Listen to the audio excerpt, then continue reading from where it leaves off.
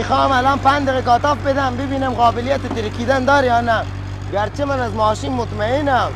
گفتی 1 دقیقه دوستان همراه باشن، ولی من چون استادم و میشناسم 5 دقیقه که چی 10 دقیقه هم کاتاف ریکس میکنم به خدا.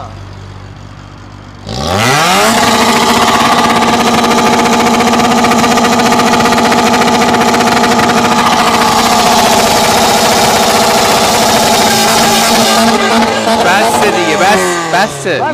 ماشین داره میترکه.